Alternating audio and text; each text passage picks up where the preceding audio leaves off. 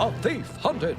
In a daring assault, Anakin Skywalker and his Padawan Ahsoka boarded the warship of cunning bounty hunter Cad Bane to recover a stolen holocron containing a list of the galaxy's Force-sensitive children and future Jedi Knights.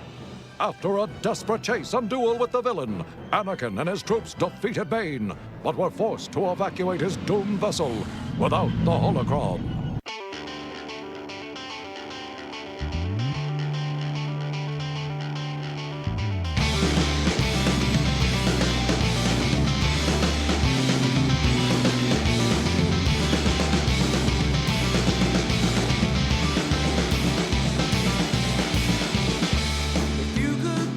Oh, greetings, Bucketheads. Mevar Gar. Welcome to the 51st Force-sensitive child rescuing episode of Mandovision. Nargai Tom, and thank you so much for checking out this small, independent Star Wars podcast. Remember, the best way to reach out to us is via social media. We are at Mando_Vision on Twitter and Instagram. You can email the show, mandovisiontom@gmail.com. Please make sure to like, subscribe, and share this podcast with all the other Mandalorians in your covert, if possible or so inclined, and listening on that sweet Apple podcast. 5-star reviews, they are the boon. They are the olive branch. They are the thing that will get us out there into the world so that other people know to listen to this fine show that you have discovered for yourself. And the greatest gift you can give me is to give those 5-star reviews. They are incredible at helping small podcasts like us. So thank you in advance for doing so. Remember, we are on all your favorite podcasting platforms: Apple Podcasts, Spotify, Stitcher, iHeartRadio, Google Play, Pandora, Amazon, Audible, and so many, many more. Ooh, I'm so excited to talk about this episode. We are here, as I said in the intro, Force-sensitive child rescuing episode of Mandovision, right? But we're talking about Star Wars: The Clone Wars, but you could easily say, like, hey, man, we're talking about the Mandalorian, right? We're talking about Baby Yoda. We're talking about Grogu himself, right? Kind of, sort of, in a way. It was really hard well, not hard. It was really interesting to watch this episode of the show and sort of not get an echo of The Mandalorian when you look back on this particular episode. But this is a very, as Obi-Wan says later in this episode, this is internal Jedi matter. And rescuing these Force-sensitive children from Cad Bane and whoever he's working for, the nefarious. We know it's the nefarious Darth Sidious, but the Jedi don't know that. They don't know that yet. They still think Darth Sidious is. They don't know about Darth Sidious. They just think there's some sort of, it's whispers in the dark side, that there's someone beyond Dooku. We'll get there. That's down the road. Those episodes are coming, but still, some really interesting stuff. Again, like I said, there's sort of an echo effect with this episode. When you compare it to The Mandalorian, when you compare it to Grogu and his fate. But obviously it's a very different circumstance for little Grogu and for Din Djarin, It's a different galaxy at that point in the Star Wars story. There is no Jedi Order anymore. The Empire has come and gone, but the remnants still remain and puts Grogu in a different situation. We'll talk a little bit more about the plot here, about maybe what Sidious has in mind for these children as we get to it. But let's we haven't even really talked about the episode yet, and we haven't done the most important thing about this show. We have one thing that must be done. Strap on your buckets. Let's go. It's blood, sir. And it sure isn't from any of our men. Wait! You're injured! That might be serious. You're no clone! Ahsoka!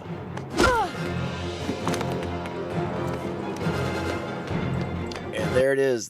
That's the beginning of this episode. We pick up right away from where we left off in the previous episode. But before we can do that, we got to talk about the episode itself. Where are we? What are we doing? What are we watching? Let's get into it right now. All right, we're here for Season 2, Episode 3, Children of the Force. Original to air date is October 9th, 2009. Our plot for this episode: with the information from the stolen holocron, Darth Sidious orders Cad Bane to kidnap several Force-sensitive children for his scheme. This episode directed by Brian O'Connell, written by Wendy Miracle, with Henry Gilroy as the supervising series writer and Drew Z. Greenberg as the supervising writer for the episode. Our cast: A lot of the principal players that we all know and love at this point in the show are back. Matt Lanter is Anakin Skywalker. Ashley Eckstein is Ahsoka Tano. James Arnold Taylor is Obi-Wan Kenobi. Terrence T.C. Carson is Mace Windu. Corey Burton is Cad Bane. Ian Abercrombie as Darth Sidious / Chancellor Palpatine. Tom Kane is Yoda, Admiral Yularen, and our narrator. Jamila McMillan is Mati Dunn, ROZ67, and the computer voice in this episode, doing triple duty on this episode. James Mathis III is Captain Typho, and D. Bradley Baker once again back as the Clone Troopers, Captain Rex, and Commander Cody. Our Jedi fortune cookie for this episode: the first step to correcting a mistake is patience. This is an interesting episode. This is an interesting fortune cookie for this episode because of, again, in the last episode, Ahsoka is the one that urges Anakin towards patience, to not foolhardily risk his life in pursuit of Bane, but to get out of that exploding separatist ship with the clones, with Ahsoka, and kind of live to fight another day scenario. In this episode, and we'll get to the scene, it's a completely different character that urges Anakin for patience, that ultimately pays off, so that Anakin and Ahsoka are the ones who are able to get to the proper location at the proper time and be the saviors of this episode, to be the ones to rescue those children. It's really interesting. Like I said, we'll get to the scene where that line plays the strongest. But we pick up this episode, and again, it's another fast-paced, action-oriented episode, closing out this season 2 opening trilogy of episodes with Cad Bane as our main antagonist. And we start with a bit of a continuity error in one sense. As we open, the shuttle is coming back to the Republic cruiser, and again we see our team deboarding the shuttle. Anakin and Ahsoka, they go off, and remember, we close the episode with them going to talk to Admiral Yularen. We see them just talking to another clone trooper, which is a little interesting, so we're not quite sure what the glitch is there. Though Admiral Yularen does make reference to being in the hangar at some point, later on as Cad Bane is attempting to escape. But what's interesting is this time, instead of following Anakin and Ahsoka for that conversation with either Yularen or that clone trooper, we go inside the shuttle and we catch up with the clones who came from the separatist ship with Anakin. So we're talking about Rex and the disguised Cad Bane himself in the armor of a clone trooper. And again, it was a little interesting to see that perspective, but also balance out with that weird kind of continuity glitch. So 2 things to keep in mind when you're watching the episode. And the clone trooper that Bane is disguised as does have a name. His name is Denal, and we just heard a little clip there where he was revealed. Obviously Bane got injured while he was fighting off those clone troopers, and his green Duros blood was on the floor of that shuttle. So a very, very interesting way to very quickly reveal that Bane not only is alive, but he is about to make his escape, and he does succeed in making his escape. It's a really good scene with Anakin attempting to pursue Bane while he's stealing a shuttle, stealing a Republic fighter. He's going to try and use the hyperspace rings to get away. Anakin tells Yularen to lock down the rings, and you get sort of a reference, a callback to Episode 4 when C-3PO is on the comm and telling R2-D2 to shut them all down, lock them all down. And you get a little bit of that from Yularen as he's telling his crew to lock down the hyperspace rings so that Bane can't make his escape. But of course, Bane does. He gets one before they can be locked down. And that's how it goes. And Bane makes his escape. And we get to hear a little bit of what Bane reporting into Sidious. And that's an interesting clip. I'm going to play that for you right now. Actually, before we do that, there's 2 things to note here. As Bane makes his escape, Anakin does a very Darth Vader move where he swings around, puts his arms behind his back, and kind of stalks away from what just happened. It's very Darth Vader-esque. When you see it, you'll know exactly what I'm talking about. But then we have to go back to the Jedi Council, and then Anakin has to report that Bane not only escaped, he escaped with the holocron, that he escaped with the list, and that these children of the Force are now in danger. And that gets us to our scene with Sidious and Cad Bane that I'm going to play for you right now. Check it out. We're no problem. Anything else I can help you with? I need test subjects. Choose 4 children and bring them to Mustafar. I will take care of them. Kidnapping innocent children. Seems like a small-time crime for the likes of you. Among the children of the Jedi, there are no innocents. Sure, sure. As long as I get paid, it makes no difference to me. Hey now, hey now. Alright, so then we go back to the temple, and the Jedi are attempting to use the Force to deduce where Bane will strike, where he's going to, what he's going to do with this list, which children he may be going after. Oh, I also wanted to note, I did think it was interesting that apparently Bane just has a closet full of his jacket and hats. Like, he just keeps spares wherever he has to go, because, he lost that gear to make his escape to disguise himself as a clone trooper in the last episode. But apparently he just keeps multiples around, and I think that's really smart. Another good aesthetic for Cad Bane to have, just you find a jacket and a hat, you find your signature look, get all of it that you can, so that if you have to bail out of it to disguise yourself as a clone trooper, you can go back home and you still have your favorite jacket and your favorite hat ready to go.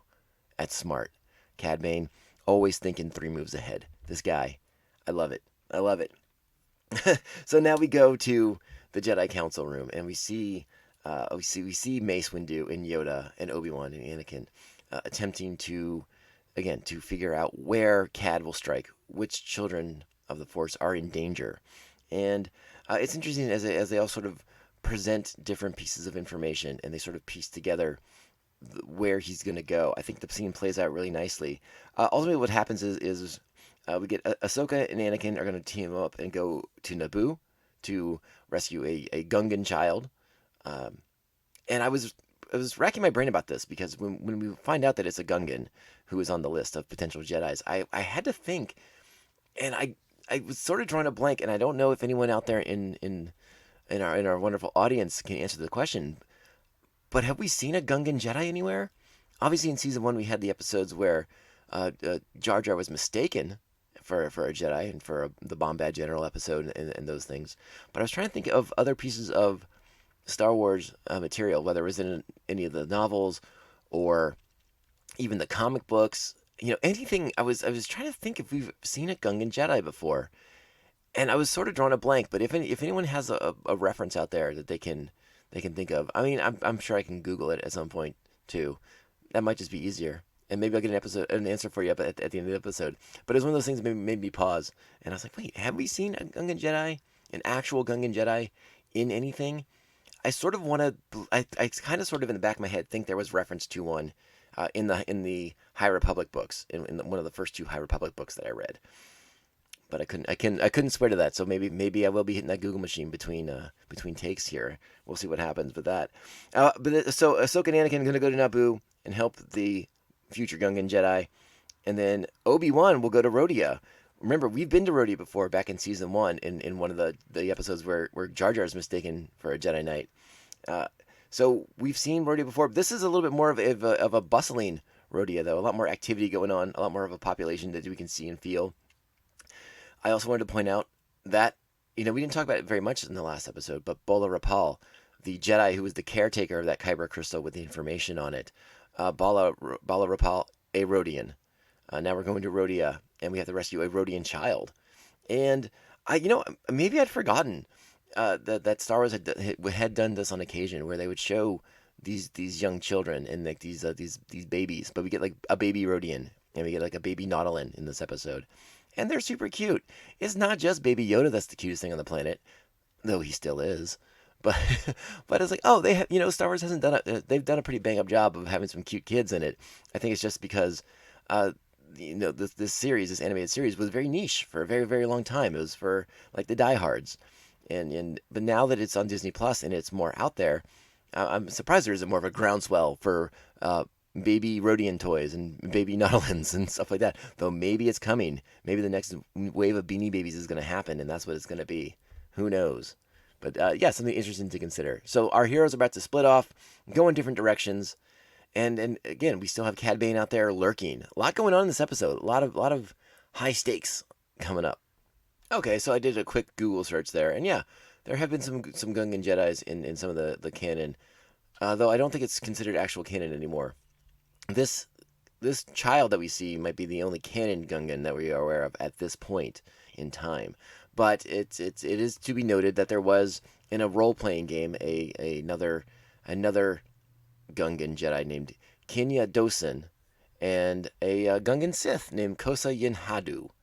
And again, that's in some old role-playing game supplemental materials that exist out there if you are curious. So again, Obi-Wan's going to Rhodia. He has to get there. Turns out Cad Bane's already there. He's impersonating a Jedi. He's come to take a child. And he's going to make his escape with that child. Obi-Wan springs into action, attempting to stop Cad Bane, but he can't do it. Can't do it. Bane escapes with a child. Strike one for the Jedi on this one. It's not until we get to Naboo. And I want to play the scene there where Anakin and Ahsoka arrive. And we hope that they are there ahead of Cad Bane, which seems to be the case. Here's the scene. General Skywalker, they told us you were coming. Has the Gungan family been notified? Yes. Captain Lunker here is in charge of the operation. He will take you to Janghua City. Let me take the lead, Master. I've got a score to settle. All right. Go with the Gungan. I'll be there shortly. And that's when Cad Bane arrives. So we get a bit of a plan here to draw out Cad Bane and to capture him, which is exactly what happens. Ahsoka, with the help of Anakin Skywalker, are able to capture Cad Bane, and now they have to figure out what has happened to the other children that he has taken. And we get a fun... Oh, I should mention, before we leave Naboo, that we get to see the Gungan child, and yeah, I'll give her some cute nods. Ruru Page is her name. We don't know her story, obviously. This is her first and only appearance. We don't know what happens to these children of the Jedi. You know, looking back at Revenge of the Sith and the message that Obi-Wan sends out to warn people, to warn the other Jedis not to go back, you would imagine a lot of these children, these Force-sensitive children, were never taken in. At least you kind of hope not. It's possible they were at the temple by the point in time of Revenge of the Sith, and they possibly died at the hands of Anakin Skywalker. We don't know for sure. It's always been an interesting part of the lore. Now, we also know about the Inquisitors that come down the road, too. The Inquisitors with Darth Vader hunting down Force sensitives and killing them, if not, bringing them over to become other Inquisitors themselves. But that's a whole different thing. We'll talk about Inquisitors later. Let's not worry about ourselves about Inquisitors just yet. But again, the first and only appearance of Ruru Page is in this episode. So Cad Bane made prisoner, and we're gonna get the I don't even know what I want to call this. It's not like The Wire or anything like that. It's not like Homicide: Life on the Streets. But we get Jedi Knights interrogating Cad Bane, and Cad sort of scoffs at them and their rather weak attempts at interrogation. Let's play a little bit of it here. We know you've taken at least 2 children. Where are they? Beyond your reach. Who are you working for? I work alone. It is only a matter of time before we locate the holocron. Make it easier on yourself. What are you going to do, Jedi? Torture me? I think the fear of whoever you work for outweighs your fear of us. This conversation is over. So the Jedi are at a bit of an impasse here. They don't know what they need to do here to get the information. They have a conversation in the hallway. Anakin and Ahsoka join for that conversation. And they come up with a rather unique solution to attempt to compel Cad Bane into helping them. All three of the masters themselves, well, not master, Anakin's not a master, but a full-fledged Jedi Knight, Anakin Skywalker, Obi-Wan Kenobi, Mace Windu, will attempt to use the Force to compel Cad Bane to help them. I want to go ahead and play this scene now because it's rather intense. This is the way the Jedi use the Force here against a very strong-willed individual like Cad Bane. Very, very interesting, very, very fascinating. His resistance to it, the sort of anguish, the torment that he's sort of going through to fight off this powerful Force attack on his mind. I really, really liked it. I thought it was really cool. So I want to go ahead and play this out a little bit. You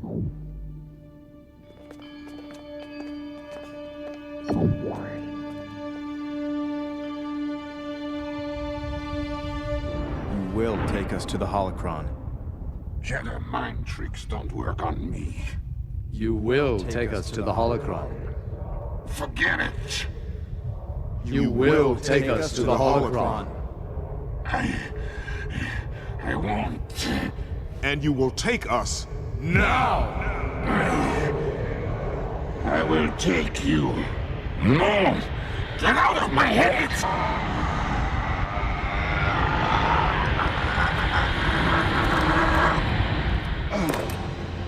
Perhaps we should try again. I've had enough of that. I'll take you to the holocron. You'll get your children back. Alright, so it's also at this point that we have to wonder, everything we've seen from Cad Bane over the course of the previous 3 episodes, including Season 1's finale, Cad Bane, a man with a plan. Again, always a step or two ahead. He's got to have an angle here, right? And we get to hear a little bit about that. Even the Jedi believe that he has an angle here, that he's not just going to kind of give up on what he's doing. And so that plays out in a rather interesting way. One of the things I liked about what's coming up here is a rather interesting philosophical issue amongst our characters. Because, again, something that will factor more heavily into Revenge of the Sith.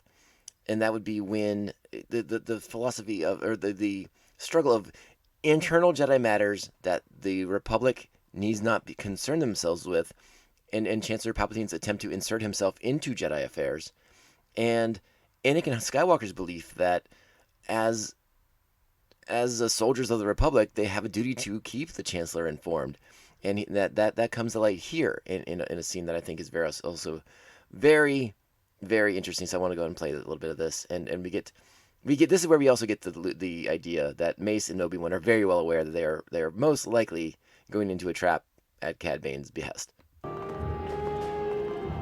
The Chancellor wants a report on our progress. Tell him this is not Republic business. It's an internal Jedi affair. I'm sorry to disagree, but as long as the Jedi are acting as a military, we should report to the Chancellor, even on internal matters such as this. Well then, I guess you just volunteered to go. Give the Chancellor my regards. Now wait a minute. I agree. Report back here when you're finished. This could be a trap, Master. You sure you don't need us to go? Of course it's a trap, Skywalker. I will contact you when we find the children. What if they don't find those kids? They will, Snips. Come on. Alright, so they're going to take off. They're taking off with Cad Bane. They're going to follow his coordinates. They're out in the middle of the unknown regions, and which makes them a tad suspicious to begin with. And our good friend Anakin Skywalker is going to go see his good friend, the Chancellor. What's interesting about this scene is they arrive at Palpatine's office, Ahsoka and Anakin, and Palpatine's sort of just dismissal of Ahsoka. He glares at her, he glances at her, he says nothing to her. And then he brings Anakin into his office and keeps Ahsoka out of there. He says, "Excuse us, young one," but that's it.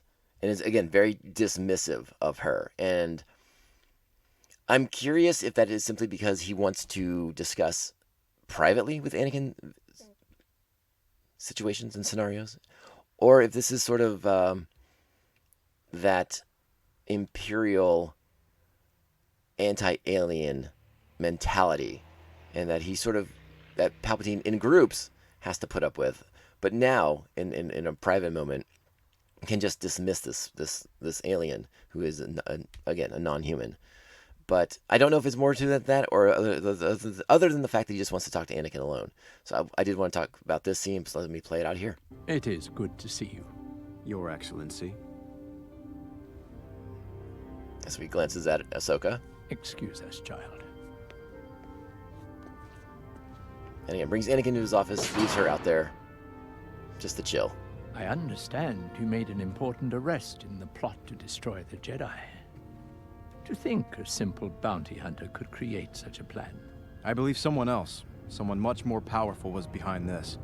And I don't think it was Dooku. Oh? And have you any clues as to who it may be? Not yet, Chancellor. Have patience, my boy. Alright, so have patience, my boy. So again, you see the multiple strings with which Sidious / Palpatine is working here. It almost sort of seems to be that this is part of his grand plan for Anakin, that he is setting him up here in a sense to be the one to find these children, right? I mean, that's a possibility. Again, Sidious seems rather unnerved that someone does arrive at his facility and he can't execute his plan. But the fact that it's Anakin to be the one that does it, I think serves his purposes almost as well as if he got to enact what he intended to do with these children. So I think that's something to keep in mind here too, because remember, Anakin's fall to the dark side is not sudden. It is a very gradual thing. You see the tolls of the war and kind of being pulled in multiple directions, keeping secrets from the Jedi, his marriage to Padme, trying to have a relationship with Padme, balancing that out with his Jedi obligations and Jedi duties. Obviously, he has a responsibility to Ahsoka as her mentor, as her master. Anakin's pulled in a lot of different directions, so the subtle manipulations when Palpatine's at work with him, I think cannot be discounted as easily as like, oh, that's just a random scene there where they just chit-chatted. No. Palpatine's always playing an angle here. He's always setting things up for down the road. I've talked about how Cad Bane is 1 or 2 moves ahead of the Jedi. Palpatine's playing a whole different game. Palpatine is like 10 moves and 3 chessboards ahead of everybody else. He's got the long-range objectives here. Like, if you read the Darth Plagueis books, you know what I'm talking about here. Like they're talking about decades-long plans, like things they seeded 50 years ago coming to fruition in the Clone Wars. It's the sort of long game that you can only respect because it's so well thought out and so well conceived. But again, Palpatine, multiple moves, multiple pawns, strings being pulled in every direction across the galaxy.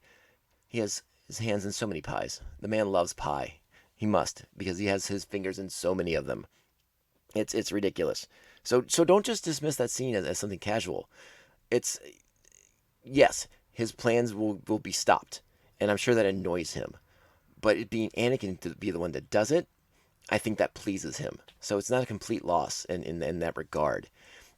So our next big scene, our next big scene here, we cut to Mustafar. We find out that Sidious is keeping the children that he has on Mustafar. Mustafar is a big deal, and we'll talk a little bit more about Mustafar in a moment. But let's kind of play this scene out too, because here's where we get our idea of what Sidious wants with these kids. So I wanted to play this out here. So let's go. All right, there's our base above lava. Cute Rhodian kid, and a hologram of Sidious. There, child. Soon you'll cry no more. Master, subjects of this age rarely survive the slave conditioning procedure. I'm afraid the risk is necessary. The natural talent these children possess is too great to be wasted by the Jedi. I foresee an army of Force-talented spies in my service, trained in the dark side to peer into every corner of the galaxy from afar. And my enemies would be helpless against such vision. If the surgery fails, I will have lost nothing. Boom. There you go. Dark stuff from the Dark Lord of the Sith. What would you expect from a Sith Lord? But again, interesting to note what he says there. An army of spies. At first, I wondered if he was thinking along the lines of the Inquisitors, but the Inquisitors are far from spies. They're very much a blunt instrument. They arrive to deal with Force-trained Jedis and to either kill them or corrupt them and bring them over to their side and make them Inquisitors. This made me wonder. This made me think. As a fan of the old canon, this caused me to call back to the original Expanded Universe books that kicked everything off. The Timothy Zahn, Heir to the Empire series, and when we were introduced to Mara Jade, former hand of the Emperor, his sort of super secret agent who he would dispatch on his own personal missions to run his own personal espionage and counterintelligence missions and things like that. And again, Mara Jade, Force-sensitive being, controlled and manipulated from a young age. And so I that was the comparison that I drew there that I thought was very, very interesting and very, very fascinating. And for the life of me, I couldn't remember if this is a plan or a scheme of Palpatine's that we get to revisit down the road in another episode of the series or not. So I guess I'm going to be pretty surprised when we come back around, or if we come back around to something similar to that. But that was sort of like the illusion that I drew, was like, oh man, this is like a Mara Jade sort of situation, because that's her backstory from a very young age. She's a small child when brought into Emperor Palpatine's service, and he controls and manipulates her and teaches her everything he wants her to know to make her an effective agent of the Empire, again, to be the hand of the Emperor. And that was always a really neat character with like a really great backstory and motivation, and just incredible reasons for hating Luke Skywalker when we first meet her in the Heir to the Empire novels, in that Heir to the Empire trilogy, basically, what is commonly known as the Thrawn trilogy that introduced Grand Admiral Thrawn to us all. So that was kind of where I went with that. I'm curious if you all thought of something else, or if there's another piece of the mythology that maybe I'm not connecting the dot to. Let me know. Very, very curious. We should also note, again, Mustafar. What a big deal it is to go to Mustafar this early into the Clone Wars. Again, as an audience, our first introduction to Mustafar is not until Revenge of the Sith. So seeing it now in the middle of the Clone Wars is it's interesting, because obviously we know the importance of it to Darth Vader, but what its importance to the Emperor is also of great interest as well, because what we find out from a lot of the other materials out there, the books and the comics in particular, is that Mustafar is a world of great dark side energy, and so Sith Lords naturally would be drawn to it, and they've done a lot of really neat stuff over the years with Mustafar as it relates to Darth Vader, in a post Revenge of the Sith galaxy. I would love to see more of an exploration of it with Palpatine, but again, we only kind of get the hints and the whispers. But we know it is a place of great dark side energy, so that's why we constantly go back to it. It is something of a font for the dark side. It is a well of dark side energy, and we get a little taste of that. Even going all the way forward into The Rise of Skywalker. Again, a film I'm not a big fan of, but you see that. That's why that cult is there. That's why Vader built his castle there. I mean, there's a lot to get into with all the dark side energy there, and the machinations that different Dark Lords have had on Mustafar. But again, important to note that is where he's setting up his operations here, because it is a world of great dark side power, and why not make that your base of operations here? So now we're gonna fast forward a little bit with the trap has been sprung. Bane has trapped the Jedi Mace Windu and Obi-Wan Kenobi, and he's made his escape. So what's going to happen next? Anakin and Ahsoka are sort of sidelined here, but they're going through Cad Bane's ship, and a little kernel of information, the beginning of an idea forms for Anakin, and they begin to do some sleuthing and figure out what the heck's going on. And let's play it out. Us. Bane picked up a lot of volcanic ash on his travels. What have you got, R2? Looks like Bane erased his navigation records, but not his fuel computer. So? Well, if we cross the list of planets we know he visited, with the distance he traveled, we may be able to calculate where else he went. That's a new one. It's an old Jedi trick we use to track down smugglers. Okay, let's see. Gliansum, Rhodia, Mustafar, Naboo. Wait, Mustafar? There were no children on Mustafar. It's a mining world. Very remote. Probably stopped there to refuel. That explains the ash. But it was 6 systems out of his way. Maybe he met up with whoever he's working for. It's worth a look, isn't it? Yeah, anything to get out of this hangar.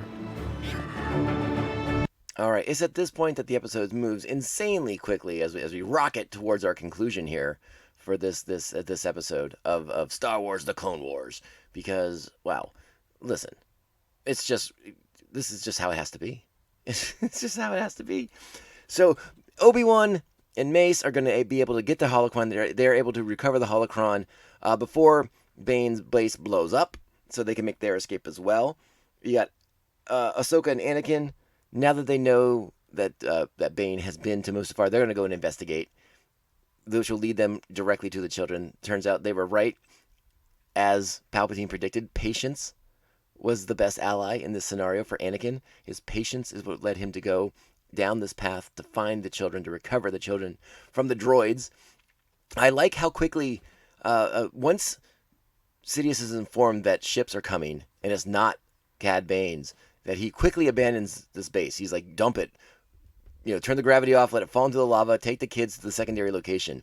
And as you know, you never want to be, if you're abducted, never go to a secondary location willingly. That's never going to be good for you. That's a John Mulaney joke. Never go to the secondary location. That's bad, bad, bad, bad, bad. So I like that. And then you get the rescue scene where, again, the gravity's turned off. The structure is falling into the lava. These droids are holding the children almost as like shields, but attacking the Jedi. So the Jedi have to be very cautious. Anakin and Ahsoka have to be very cautious in their battle with the droids.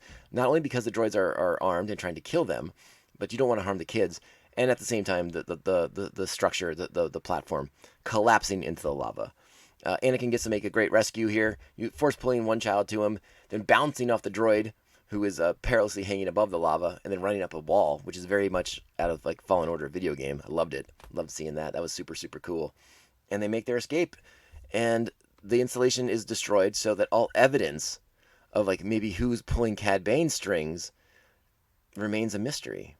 And that's where we cut back to our good friends on the Jedi Council. And let's see what they have to say about things. What do you think about that? Here, you might hear the tail end of the base falling into the lava, but here we go. The base was completely destroyed, Master. And so was any clue who's behind this. Most unfortunate. This is. We still have Bane.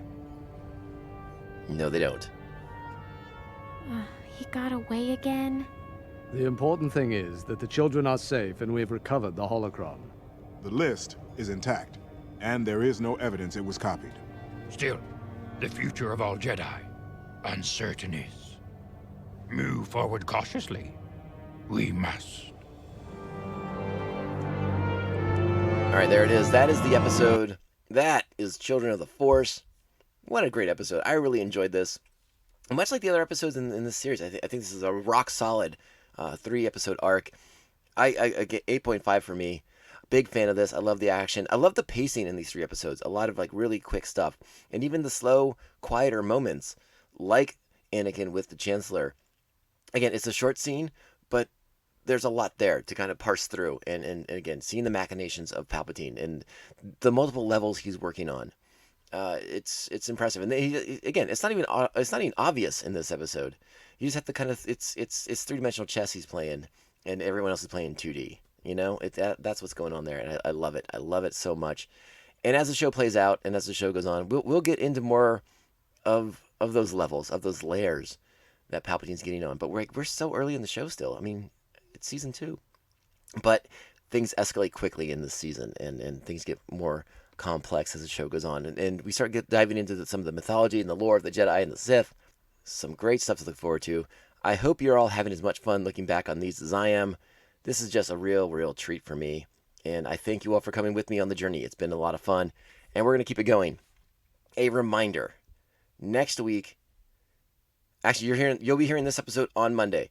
Tomorrow, May the 4th. May the 4th be with you. We will be back with another new episode covering the opening pilot, the debut episode of The Bad Batch. We can't wait. We're so excited to cover The Bad Batch. It's going to be a great podcast. That's going to drop sometime during the day on Tuesday. I can't swear to what time just yet, but you will have that episode at some point on Tuesday. I'm leaning towards releasing it later in the day so that everyone will have a chance to watch it, and then you can listen to the podcast later on in the afternoon or early evening part of the day. So that is the plan there. And then we'll be back on Friday with the next Bad Batch episode, okay? So there'll be a little bit of a pause between resuming coverage for Star Wars Season 2 of the Clone Wars. But that kind of makes sense, though, because we're at a good stopping point here. We've finished this opening arc with Cad Bane and his plot to kidnap children for Darth Sidious. So now we'll be able to get to spend some time doing Bad Batch stuff, and that'll be a lot of fun. Get ready. Thank you all so much for listening. My name is Tom. This is the Mandovision Podcast. Remember, the best way to follow us is on social media. It's at Mando_Vision, Twitter and Instagram. Email the show, mandovisiontom@gmail.com. Make sure you're liking, subscribing, and sharing the show with all the Mandalorians in your covert, people you have life debts with, people you have blood feuds with, everybody. If you're on Apple Podcasts and you're inclined, please give us a 5-star review. They are so insanely helpful. Remember, we are on Apple Podcasts, Spotify, Stitcher, iHeartRadio, Google Play, Pandora, Amazon, Audible, and so many, many more. And if we're not on something, let me know. I'll make sure we get on there. All right, let's close it out. Let's get out of here. We're going to be back extremely soon with the Bad Batch. But remember, we can't close. We can only. Oh my goodness, what day is it? We can only close this podcast one way. And this is the way. This is the way. This is the way. This is the way.